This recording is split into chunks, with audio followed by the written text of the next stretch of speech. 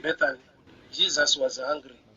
Seeing in a distance a fig tree in leaf, he went to find out if it had any fruit. When he reached it, he found nothing but leaves, because it was not the season for figs. Then he said to the tree, "May no one ever eat fruit from you again." And his disciples heard him say it. Verse 20. In the morning, as they went along, they saw a fig tree withered from the roots.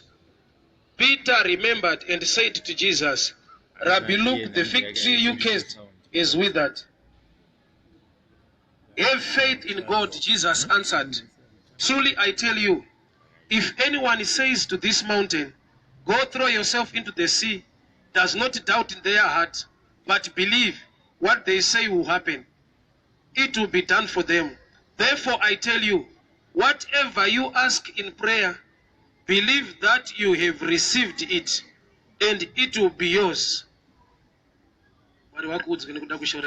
Father, we thank you for your word, your grace and your favor. Speak to us, instruct us, empower us, correct us for the glory of your name. In Jesus' mighty name I pray. Amen. Rimwe nguva Jesu ari muguta rinonzi Bethany, Bible rati wakanzwa nzara. Ari muguta wakanzwa nenzara, ndokubva abuda muguta achienda chikango, ndokubva aona kune umwe miti, kune miti, ndokubva aona kuti kune muti wemuonde, fig tree wakasvibira une mashizha akanaka. Ndokuenda ipapo achitarisira to get something. Jesu ari munzvimbo inonzi Bethany, it's a town, it's a city ine vanhu. Anzwa nenzara munzvimbo ine vanhu. Haana kuenda kuvanhu, wakaenda kumuti. Aine nzara, haana kuenda mudzimba dzevanhu, nyangwe vanhu variko. Bible rinoti ari muBethany kwete musango, ndopa akanzwa nzara, ndokubva aenda kumuti. Anda kutaurwa ipapa harega nimbotsara zviri pamberi. Nokuti chiri noma ukanzwa nzara uri musango unoenda kudzimba dzevanhu. But it's actually the opposite kuna Jesu, kuti anzwa nzara anobva pakati pevanhu woenda kumuti. Zvanzi from a distance wakaona muti uyu wakasvibira uri in leaves, uri so green. Ndokubva ati zvichida ndingawane muchero pamuti uyu. Wasvika ndokubva awana pasina muchero. Chikonzero chapuritswa pachena neBible zvanzi it was not the season for figs. It was not the season for figs. Hausi mwaka wemaonde, but Jesu wanzwa nzara. Santova tangoti pa wrong time. Ndokuenda kumuti ndokusvika pasina chinhu. Pane kuti awirirane nereason yekuti it's not the season, he cursed this fig tree. Naturally, kana usiri mwaka wacho, there is no need to curse the tree. But Jesus, no matter it's not the season for figs, he is not happy about it. No matter it's not the season, he cursed the tree. Mangwana ni vakupfura. Peter ndokubva ati Ishe, muti uya wamakatuka waoma kubva kumidzi. Jesu ndokubva atanga kutsanangura pamusoro faith in God, uye prayer, uye receiving. But let me start from the first. Nzara ina Jesu, dai iri nzara senzara chaiyo, waifanwa kuti akasvika pamuonde pasina maonde, oita zvaanoita kuti pave nemaonde. Nokuti kana shoko rake richikonzera a change pamuti, sei akaprefer kutuka muti kuti uome than kublessa muti kuti uve nezvibereko. Nokuti the same power to curse is also the same power to bless. Kana aine ability to curse, he also has ability to bless. But on this note, ashika isiri nguva yemaonde, he cursed the tree. The same power to curse is also the same power to bless. To me, it simply means he was not hungry. Kana aine nzara anofanirwa kuita zvinhu zvinoita kuti adye. Kwete kuti kana aine nzara anoita zvinoita kuti arambe aine nzara. Which means this kind of hunger is very strange. Munhu ane nzara angatonyengerera munhu ane chikafu kana kunegotiata naye. Than kuti une nzara usvika ushaudha munhu anazvo. So Jesu wauya pamuti aine nzara, he was hungry. Ndokusvika isiri season yemaonde, and he cursed the tree. Ndikandikase kubvisa izwi rekuti season. mwaka kana usiriwo wekuti uve nemaonde chapa Jesu kutuka muonde ari kuedza kupruvha kuvadzidzi vake nesu nhasi tiri pano kuti muonde uyu wagara hauite zvemwaka kuna Mwari, unoita zvemwaka kuvanhu. Saka iye nokuti Mwari avhizita kumuonde, inzwa hama dzangu, munyika ikwakusina one type yemuti, miti yanga yakawanda, but he chose to visit a fig tree. Zvoreva kuti kana muonde usiri mumwaka wamaonde, another tree was in its season.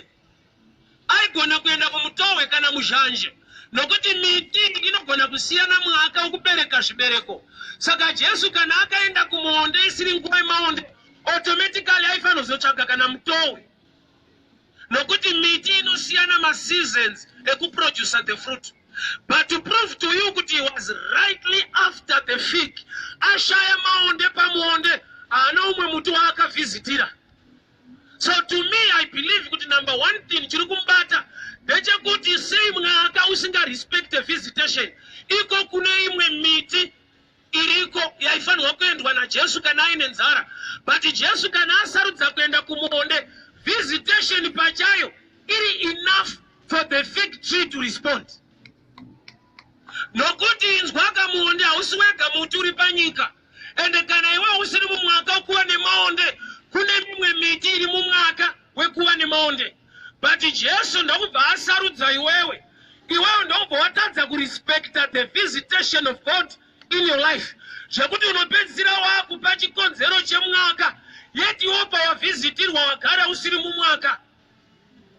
Hii mudiki ndaitenda statement yekuti ndati ndiri mudiki ndakuti iri wrong, yekuti God speaks the right word in the right season.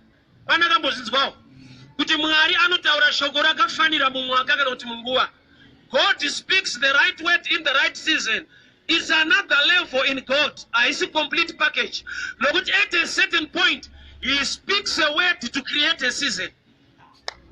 Ataure shoko nguva dzese rakafanira pamwaka, pamwe pacho anotaura shoko kuti uve mwaka. Genesis 26. Iri nguva yenzara yefamine vanhu vachienda kuEgypt, Mwari unopa vhangeri kuna Isaac kuti do not go down to Egypt. Stay in Gerar. Yet it was during the time of famine and people were relocating to Egypt. Mwari ndokubva vati kuna Isaac, do not go down to Egypt, stay in Gerar and plant. How can you receive information yekudyara when it's not the right season? It takes faith. Kana iri nguva yefamine yenzara, Mwari woti kumunhu usatombobva ipapo dyara, which means this is another level in God. He speaks a word to create a season. Chakapa Isaac kukohwa haisi season, obedience in a wrong season.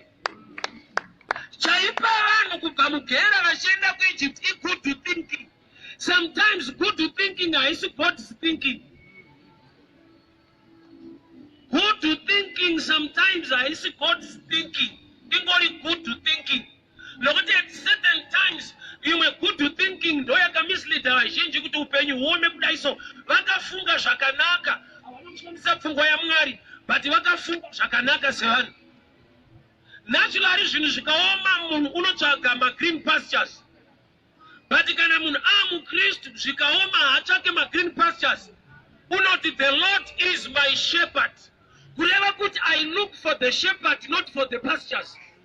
A natural man who look for green pastures. A spiritual man who look for the shepherd who can take him there.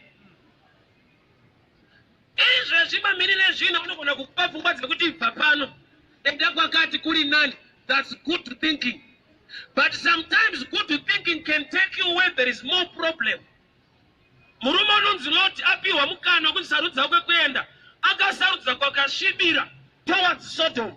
But magumo eupenyu waLot akabva ikoko achimhanya kwaaenda achimhanya. Omunga picture yaLot kana mumarriage irimo kuti une munhu wawakamhanyira kuti uindotora, apo waakumhanyiswa nenyaya dzaakunetsa pane chawakatora. Yati waimbomhanyira apo waakumhanyiswa. Alright. So season, according to God, season does not matter. But obedience in a season matters most. Which means the season yako same Christ is not in the natural. Season yako in the word of God. Kuti mwari vari kuti kudi. Saka Jesu zvaenda pamuonde, akashaya maonde, isi nguva yemaonde. Chinomupa kukumbuka kuziva kuti mutu uyu wandiziva. Kuprova kuti mutu uyu waziva kuti auya ndiani. Paakataura shoko sei wakaita zvakataurwa. Kana mukautuka sei wakaoma. Nokuti hausi munguva yekuoma. Chatopa Jesu kuenda kumuonde une mashizha akashibira. Which means uri kunwa mvura yakakwana. Uri muzhizha hausi mumwaka uri dry.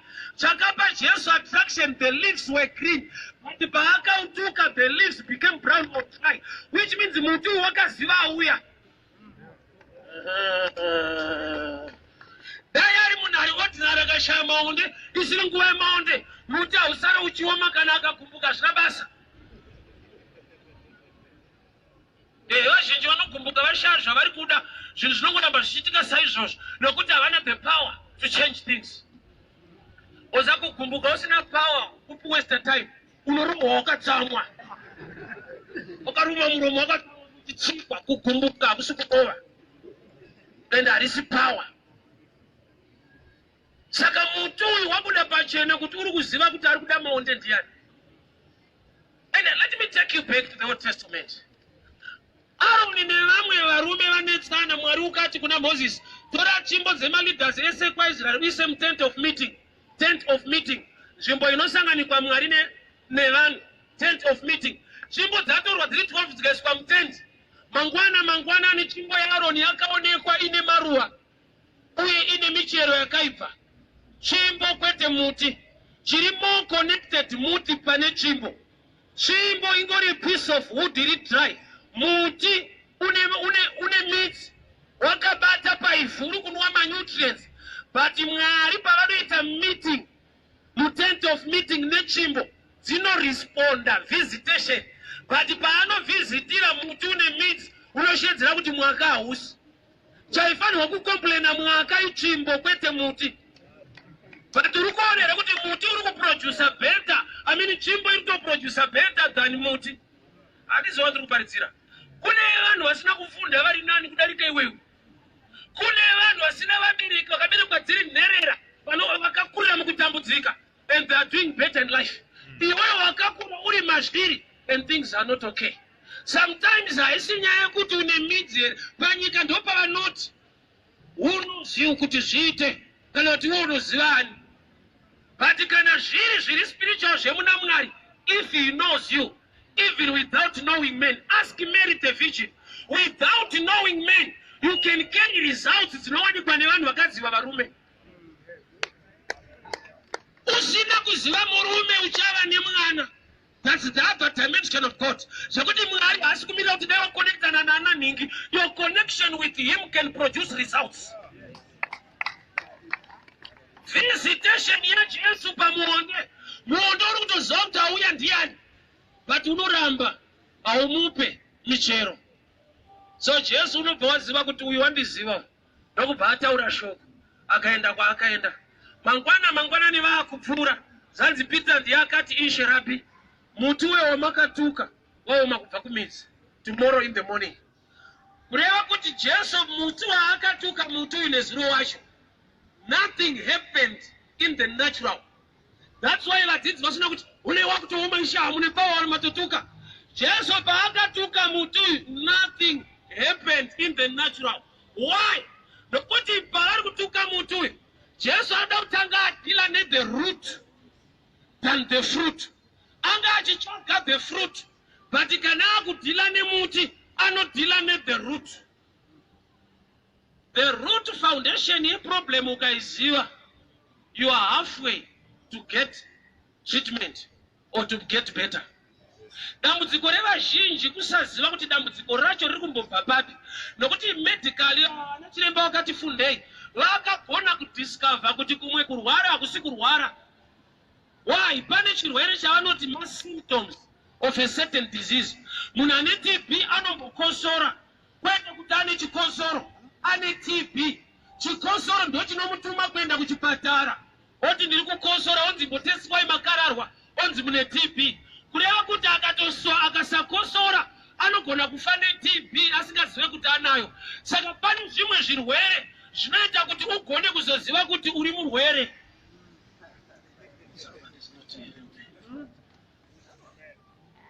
HIV hairwadza umboinzwa ungopera so ukasvika ikoko unonzwa kutokudza kuti endai kuseri. Iwe uchakuudza haisi HIV kupera but iwe vakazokutesta vanoti kupera ndokokubatsirai kuti muuye kuno maigona kufa makasimba.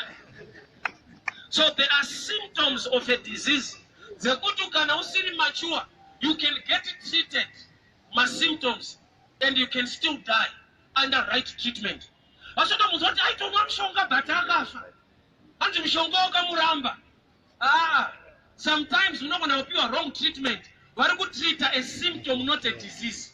Saka unotofa mushonga wa right onzi akazofa but anga asimba chakatreatwa ndo chiri wrong nokuti chaicho chirwere nzwoka. Maybe this way. Kana munhu aine headache musoro chitema ane somewhere pane problem chamanifesta ipain headache ukanotenga makafino kana mamooma pain killer hausi kurapa chirwere uri kunyaradza marwadzo. Saka uchiona mapain killer ese vanotonyora kuseri kuti usatore more than 10 days usina kuona chiremba kuti mapain killer anokusustaina kuti ureize mari yadoctor. Chaanoita kubvisa pain not the problem. So vazhinji vedu pano the problem you are facing today tiri kuitsvagira pain killer, a prophet who pray for me. Ndatoipa manje. Because the real truth ukaziva the root of the problem kusatya Mwari ndikakunamatira mweya iri mauri inoenda but zvanzi ine tsika yekudzoka mayakadzingwa. As long usingatye Mwari yauri kuti deliverance irefreshment. Saka uchiona unobuda demon every Sunday but Sunday yacho rinenge radzingwa but next Sunday ririmo haridzokere kuna akaridzinga rinodzokera marakadzingwa kuti marakadzingwa mukashaiwa Kristu yauri kuitwa haisi deliverance irefreshment. Saka uchiona paadvent yekuti mufundisi ane power anotanga newe andozati hapana zvauri kuita ungopinda chechi. Kadaisonzoti hadi deliverance hadi kunzi out. Latest dimension ye deliverance hakusi kudzingwa kwechinhu kupinda kwechinhu. Deliverance hombe kupinda kwechinhu kwete kudzingwa kwechinhu. Izwi rekuti independence handi munoriziva harireve kugarika rinoreva kusununguka. Saka uchiona zvinokunetsa wakasununguka. You need better revelation concerning independence. But takasununguka ndi hazvichinetsa kamuna kugarika makasununguka sazvogona kusunga wakasununguka. Independence kana neanotodzinga mumadhimoni unongonzwa achiti you are now free haamboti you are now successful. He knows the truth kuti kuenda kwedhimoni hakukupi success kunokupa kungova free. Saka uchitozwa kuti you are free yoti vakuru mamukazikira hauende kuti you are now free. You need the truth to live in you. Total freedom is when the word of God dwells in you. I don't know why I'm going this way. That's okay, kumuntu. So Jesu wauya pamuti ari kuda mafruits, ari kuona mashizha. Truly this Jesus is the last or the second Adam. Nokuti first Adam aita problem yake akauya futi kumuonde ndokubva atorawo mashizha akapfeka. Mwari pavakauya vabvisitira munhu anonzi Adam vakamubvisa futi mashizha iwayo. Kureva kuti Mwari havana interest nemashizha. Chiri kuda kukavhwa naAdam is the outside. But the sin haikavhwe outside inokavhwa inside.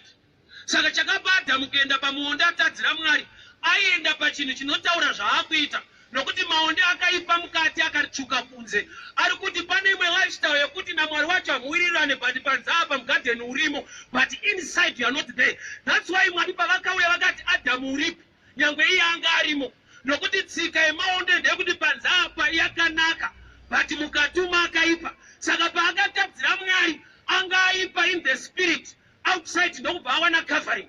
Saka tiona panze apa ukawana chechi mukatuma muna Kristu. Amene maonde anondiparidzira pano.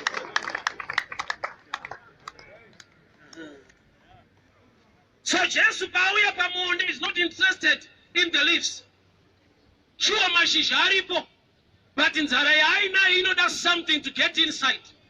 So paasvika pamuonde hapana, and is not happy. Can I bring it to this level? Do you know kuti imwe reason yauri kupa kuti haisi nguva yangu zvinhu zvangu hasava zvadai saka zvisiri kufamba? To God that reason is not valid. Nokuti kana waamunashe waachisikwa chicha kureva kuti zvauri kuzvijaja uchiti ndakaberekwa kwandingi ndikazodai. That's why you are born again.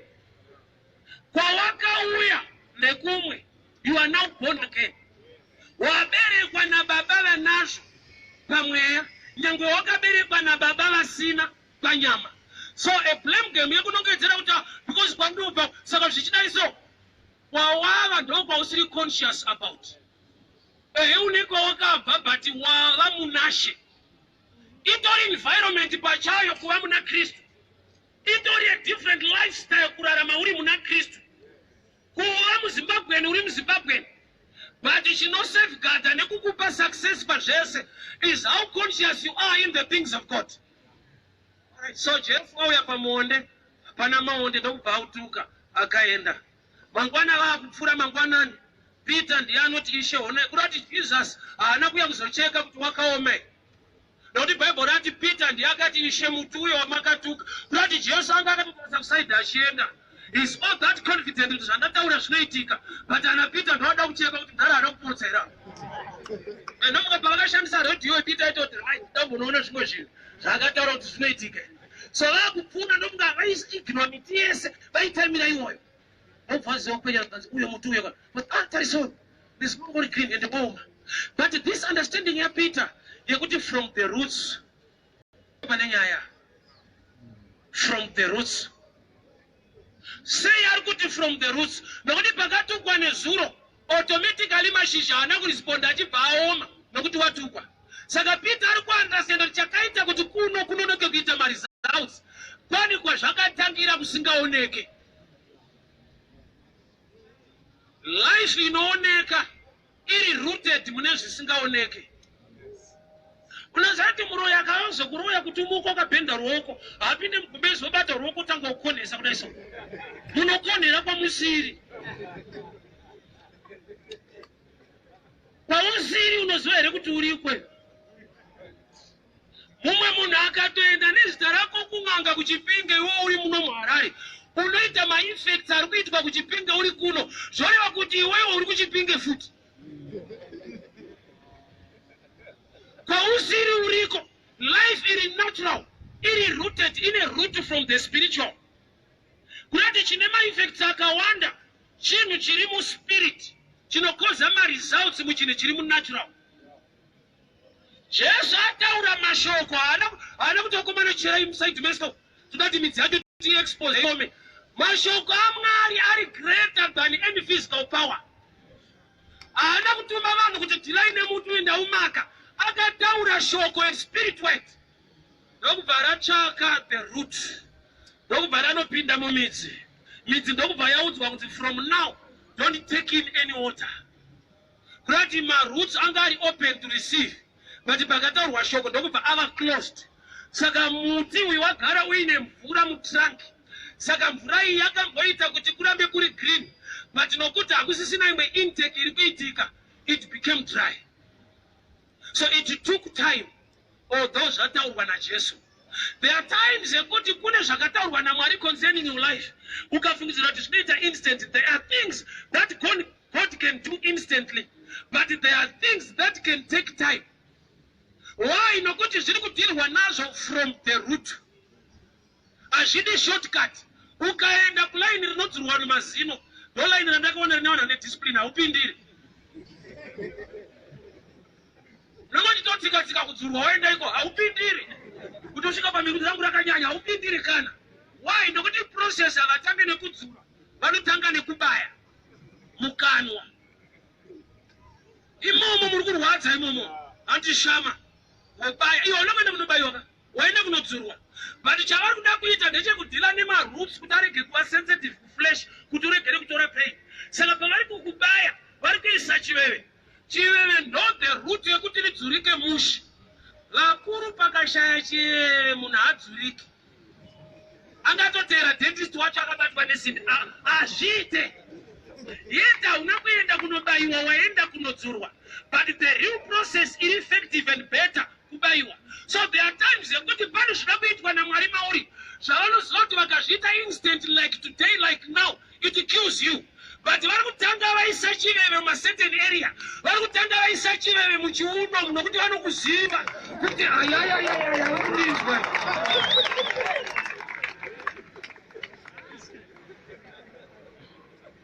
Cheche varume mandinzwa.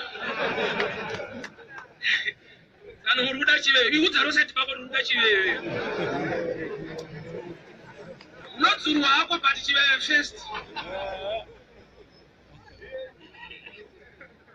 Ishe muti wamatuka waoma kubva kumidzi. Uku kwambenge kuri green. Do you know kuti Mwari vakakuitira chinhu today? Sometimes unogona kusatestify kana kufara. Nokuti kutestify kwemunhu kuona zvinhu zvaitika. But real kutestify kwemunhu ari mature kutenda Mwari wacho achazviita. The root of the tree ndoiri kunzi chimbomira kutora mvura uchiendesa kumusoro. Nokuti kumusoro kukwatukwa. Ina handifunza kuti midzi yakanzwa paitukwa. Chaifanirwa kunzwa muti wacho uri panza. But Jesu paataura shoko chatanga kuresponda is the root pakesi. Why is the root iri kutanga kuresponda? Not my branches ane fruit. Nokuti Jesu haana kuinga the root, ainga the fruit riri connected to the branch. But how come chiri kutanga kutova ne problem according to Peter is the root not the branch? I'll help you this way. Midzi iri muvhu. Case yataurwa. Ukadzokera kubhuku yaGenesis. Munhu wacho paakatadzira Mwari haana kutukwa. Chakatukwa iground. Case is the ground. Adamu haana kukeswa kwakakeswa Eve. Kudya cheziya iresponde yekuti Eve riri kukuresista. Sei Eve richigona kugamuchira case. Bhaibheri rinototi akatukwa munhu anoimba nemunhu, munhu chii? Nyama.